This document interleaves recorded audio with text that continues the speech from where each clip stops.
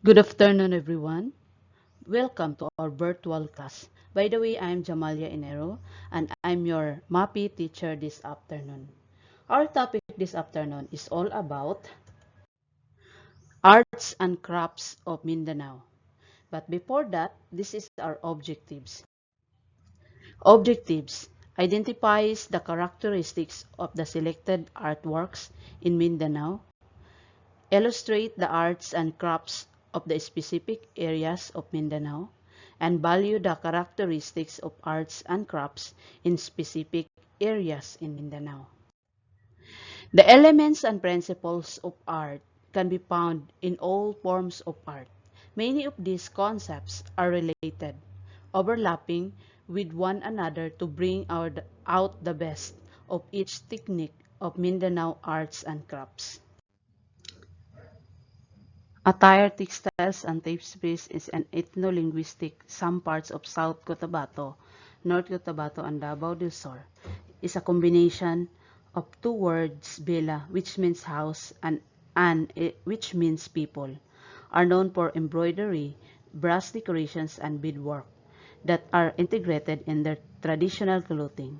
Wear clothes woven from abaca decorated with embroidery, buttons, and beads, and also cut mother of pearl into small shapes that look like sequins called takmonto form geometric patterns. Women wear heavy brass belts with numerous tiny bells that hang around their waistline. These produce pleasing chiming sounds when they move. Wave highly polished abaca textiles using the ikat process. Put high value on their textiles and considered as an important part of the bride's dowry.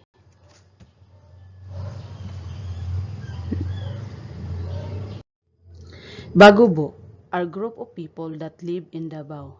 The name of this ethno-linguistic group comes from the words bago, new, and obo, growth. Ceremonial attire of the Bagubos are elaborate. Make these clothes from a special textile woven, abaca fiber called tinalak. Tinalak is a woven from deep brown abaca treated in the ikat process to obtain complicated designs. Bagani, or hero or warrior, wear blood-red clothes and a head kerchief called tangkulo. These articles of clothing represent their courage. Blouses are adorned with floral patterns, checkered or paisley prints. Wear rows of bells around their waist and ankles that produce ringing sounds when they walk. Tivoli are famous for their complicated beadwork, wonderful woven fabrics, and beautiful brass ornaments. Regards the tinalak as sacred. Traditional wedding rituals involve the exchange of this textile or tinalak during births. It is used as a cover. Weavers believe that their gods and ancestors visit them in their dreams to teach them the designs and patterns that they have to weave. Designs has its own meaning, such as snake flowers or people's name. Maranao means people of the lake, referring to people who occupy the lands surrounding Lake Lanao. Famous for their artworks, complicate weaving, wood carving, metal craft, and their epics, are known for their malong. The malong is a traditional Filipino tube skirt that is made of hand-woven or machine-made, multicolored cotton cloth bearing a variety of geometric or floral designs. Yakan, Basilan is the home to the Yakans, are popular for their skills in weaving. Weave very complicated designs in their textiles, which they use for their clothes and other accessories. Yakan handloom fabrics are known for their use of bold colors and geometric patterns. Traditional Yakan art of weaving originated from Lamitan in the island of Basilan. Yakan fabrics are traditionally used as garments. Crops, accessories, and body ornaments. Sarimano is a legendary bird of the Maranao. comes from the word sari, meaning cloth or garment, and manok for chicken, has become a significant symbol of Maranao art. Is said to be a symbol of good fortune. Ochre refers to traditional and unique carving and important to any design among the Moro ethno-linguistic communities. Name comes from an old Malayan word which means carve or okit in Filipino. Is referred to as ochre in Maranao while okil in Maguindanao. Is a general term for both the scroll and the geometric form. The scroll is called ochre, a dato or gentleman's design, as distributed from ochre, a bay or lady's design, referring to the geometric forms. Face makeup and body ornaments. A distinct form of visual art of the Yakan is the facial makeup applied on brides and grooms.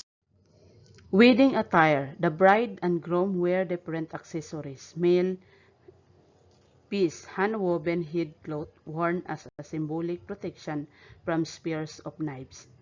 Kandit, 15-meter belt or sash made of gilim red cloth. Shirts that are believed to be bulletproof with Arabic script.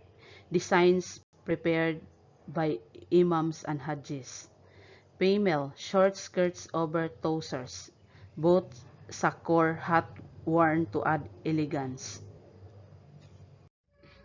Ornaments, crocodile tooth necklace for fortune, triangular amulets with symbols wrapped in black cloth, anting-anting against bullets, snake bone belts to guard from pain, manektigiyas, a necklace or bracelet of beads from dried fruit seeds to protect from illness caused by evil spirits, manik simbulan, necklace or bracelets made of a bamboo stems cut into short pieces serves as added protection. Functional articles. Pigupaan, bamboo container for chewing betel nut. Lutuan, a small bronze box with engravings carried at the waist. Tivoli accessories. Hilo is a heavy brass belt worn by women during festivals. The Tivoli nobility wear it with bracelets and anklets, furnished with ball bearings that make a sound as the wearer walks. The bells that are hung from the distinctive brass or beaded belt signals the approach of a woman. Swalp Mimot is a wooden comb with colored glass beads worn toward the back of the head. Brass making kulintang. The kulintang is a musical instrument composed of 8 different size brass gongs laid upon a wooden rack. It is made of brass with complicated design. An embossed top where it can be hit by a wooden mallet to produce music. Architecture. Turugan is the ancestral house of the upper class Maranao, is the dwelling place of Dato along with his wives and children. Panulong is a wing-like decoration of a turugan flaring out from the beams. This ochre carving usually features the naga or serpent, pakurabong or styled fern, as well as floral and star and bud motifs. Bajau Houses. The Bajau, also known as Sama Bajau, are the sea gypsies or nomads of the Sulu Sea. Source of livelihood is fishing and hunting, thus most of them live in boat houses or houses on stilts around the Sulu archipelago. The Grand Mosque of Cotabato, largest mosque in the Philippines, the Sultan Haji Hassanal Bolkiah Masjid, or also known as the Grand Mosque, sitting near the idle banks of Tamuntaka River. Port Pilar of Zamboanga, also called Real Fuerza de Nuestra Señora del Pilar de Zaragoza, was founded in 1635 and still stands strong until today, was built to protect the people from pirates of the Sulu Sea. Monastery of the Transfigurations of Bukidnon is located at top of the hill of Malaybalay, Bukidnon, a pyramid-like structure designed by the national artist for architecture Leandro Locsin. Santo Rosario Church of Camiguin is located at the town of Sagay, Camiguin Island. Original church was built in 1882 using coral stones, was retrofitted or make repair with steel bars using modern building techniques. Unique things you can find in the church are the driftwood, chandeliers, and altar. Builders used local materials, particularly woven bamboo skin, which highlights the local traditions of the island. Sculptures. Maitom jar is an earthenware or clay jar for secondary burial from Sarangani province.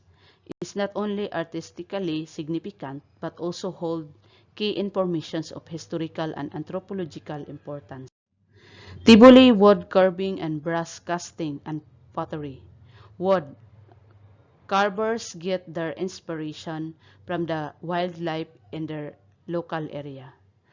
Artisans use the lost wax casting method to produce more copies of sculpture with complicated designs such as bells, boxes, and figures. The mold is made from wax, then using this mold covers it with clay. Mindanao wood carving and metal casting. Rarub a klong is a metallic protective armor of Moro, made of brass plates, carabao horn, and interlocking ringlets. Kampilan is a single-edged steel sword with a handle made of hand-carved ivory in the form of the head of the naga or serpent, handcraft gold, and hang horse here at the bottom of the handle.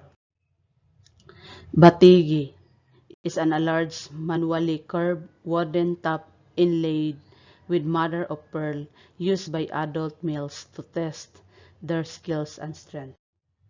Kindi is a heirloom or pamana, teapot or kettle used for hot water, coffee, or tea. Gador is a large, intricate tobacco container decorated with white metal which is an item of interior decoration in proper Maranao households. Functional art, balanghay, also known as balanghay or butuan boat, is a large wooden boat used for cargo and riding purposes by the pre-colonial Filipinos to traverse the seas for maid or migration. It serves as evidence that Butuan played a central role in trade. Binta is a sailboat traditionally made by the Bajaus who live in Sulu Archipelago. Consists of several colors and geometric shapes representing the colorful culture and history of the Muslim Filipino people. Is also not meant to be used for long ocean travel. It is used for transportations and livelihood activities such as fishing and diving for pearl. So, any clarifications, suggestions about our topic this afternoon? So, if none, thank you so much for listening. And don't forget to subscribe our YouTube channel at www.gaitf.com. And don't forget to open your LCMS. And thank you and bye-bye.